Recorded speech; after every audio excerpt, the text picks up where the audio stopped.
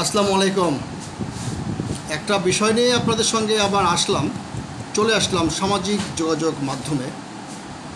সেটা হচ্ছে যে ভারতের স্বরাষ্ট্রমন্ত্রী অমিত শাহ বলছে যে বাংলাদেশিকে পাইলেই ঝোলায় কী করতে বলছে, সোজা করে ফেলবে। একটা সত্যি অধ্যত্বপূর্ণ একটা কথা। বাংলাদেশের মানুষ পাইলেই ঝোলাইতে হবে, এটি কেমন কথা? সে এবার প্রতিবেশী রাষ্ট্রের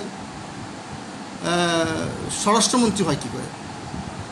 ভয়ানক একটা আতঙ্কের কথা। এ বিষয়ে সৈয়দা রিজওয়ানা কি বলেছে? ভারতের সঙ্গে নীরবতা, নিষ্ক্রিয়তার দিন শেষ। পরিবেশ ও বন, জলবায়ু পরিবর্তন এবং পানি সম্পদ মন্ত্রণালয়ের উপদেষ্টা সৈয়দা রিজওয়ানা হাসান তিনি বলেন, দ্বিপক্ষীয় ইস্যুতে ভারতকে আর একতরফা ছাড় দেওয়া হবে না।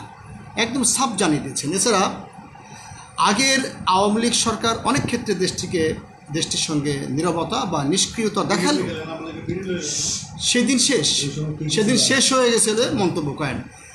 ইতিমধ্যে আমার এখানে লাইভ চলছে, আর লাইভের মধ্যে আপনারা আজ 22 সেপ্টেম্বর রবিবার সকালে ফেনীর পরশুরামের নিজ কালিকাপুর মুহুরী নদীর ভাঙন পরিদর্শন শেষে সাংবাদিকদের সঙ্গে আলাপ করছিলেন এবং বলছিলেন সৈয়দা রিজওয়ানা বলছিলেন, ভারতের সঙ্গে অতীতের সরকারের যদি নীরবতা বা নিষ্ক্রিয়তা থেকে থাকে সেদিন শেষ হয়ে গেছে। নদীর পানি কেবল রাজনীতি নয়, কূটনীতি এবং অর্থনীতি। আপনারা শুনছেন ফেসবুক লাইভ থেকে। আমি রাজু আহমেদ খান, গ্রিন পার্টির চেয়ারম্যান এবং প্রধান সমন্বয়ক পলিটিক্স ক্লাব। আপনারা জানেন ভারত আমাদের প্রতিবেশী রাষ্ট্র। আমরা বরাবরই জানি যে প্রতিবেশী কখনো বদলানো যায় না, প্রতিবেশী বদলানোর কোনো সিস্টেম নাই। কিন্তু প্রতিবেশী দেশ থেকে আমরা এটাও আশা করি না যে আমাদের সীমান্তে আমাদের মানুষদেরকে পাখির মতো গুলি করে হত্যা করবে। এই তো আমরা সিদ্ধান্ত নিলাম 3000 টন ইলিশ মাছ দুর্গাপূজায় ভারতকেও দিব। হয়তো আগে উপহার দেওয়া হয়েছে, এখন হয়তো আমরা বিক্রি করছি, কিন্তু সেটাই বা কম কিসে? পরিবেশ উপদেষ্টা বলেন, আমরা দর কষাকষি করে আমাদের অনুকূলে যদি একটি চুক্তি পাই তাতে স্বাক্ষর করতে রাজি থাকবো। অন্য দেশ কী করলো না করলো সেটা দেখার বিষয় নয়। তিস্তা চুক্তির খসড়া হয়ে যাওয়ার পরও ভারত স্বাক্ষর করেনি জানিয়ে তিনি বলেন, আমরা যেটা করতে পারবো আমাদের দেশের দাবিগুলো তাদের সামনে এবং আন্তর্জাতিক সম্প্রদায়ের কাছে উপস্থাপনা করতে পারবো, সেটুকুও আমাদের দেশের অতীতের বা আওয়ামী লীগ সরকার করেনি। খুবই সুন্দর কথা বলেছে এবং এই কথা এবং কাজের মধ্যে অবশ্যই মিল থাকতে হবে। আমরা জেনেছিলাম কিছুদিন আগেই আমাদের যিনি প্রাণী সম্পদ উপদেষ্টা বলেছিলেন যে আমরা আমাদের দেশের মানুষকে খাওয়াবো, তারপরে ইলিশ মাছ দিব। আবার শুনলাম যে 3000 টন ইলিশ মাছ দিতে হচ্ছে কতগুলি শর্তে। ঠিক আছে, প্রতিবেশী খাবে দুর্গাপূজায় আবেদন করেছে বিনয়ের সঙ্গে, আমরা সেটা মেনে নিয়েছি। এবং এর মধ্যে যদি কোনো রাজনীতি থাকে এবং কোনো যদি আমাদের পররাষ্ট্রনীতির কোনো সুবিধাজনক দিক থাকে, ঠিক আছে, আমরা ইলিশ মাছ দিতে রাজি আছি।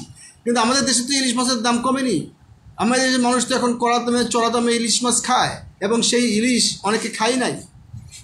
পরিদর্শনকালে উপদেষ্টার সঙ্গে ফেনী জেলা প্রশাসক মুসাম্মদ শাহিনা আক্তার ও পুলিশ সুপার মোহাম্মদ হাবিবুর রহমান সহ প্রশাসনের ঊর্ধ্বতন কর্মকর্তারা উপস্থিত ছিলেন।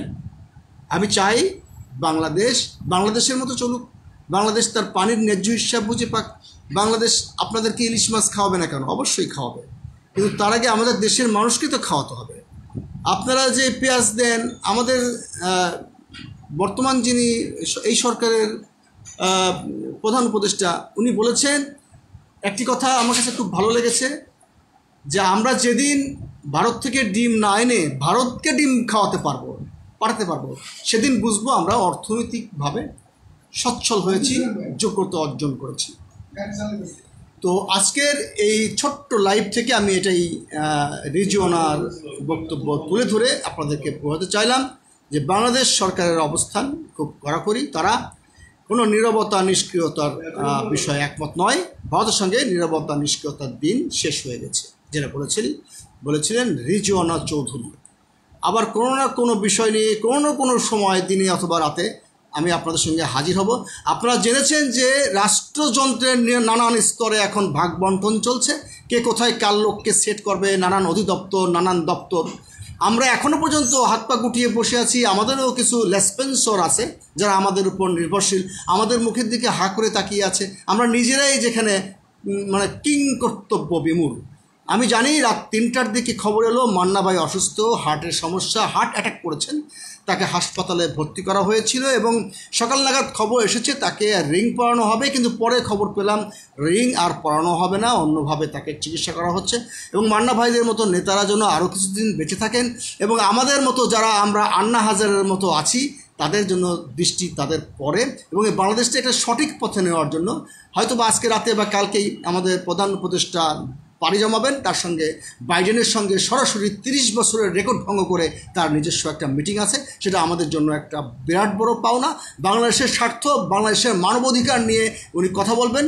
একটু আগে দেখলাম যে আমাকে চিঠি লিখেছিলেন অ্যামনেস্টি ইন্টারন্যাশনাল থেকে এবং আমাদের এই ছাত্র জনতার আন্দোলনে আমাদের ভূমিকার উনি অ্যাপ্রিসিয়েট করেছেন। খুবই ভালো লেগেছে, আমি এটা আমার সোশ্যাল মিডিয়ায় তুলে ধরেছি। সবাই ভালো থাকবেন এবং কোনো না কোনো সময় নতুন নতুন কোনো বিষয় নিয়ে আবার এসে আপনাদের সামনে হাজির হব। ধন্যবাদ, ভালো থাকবেন। আসসালামু আলাইকুম, শুভকামনা, শুভ সন্ধ্যা।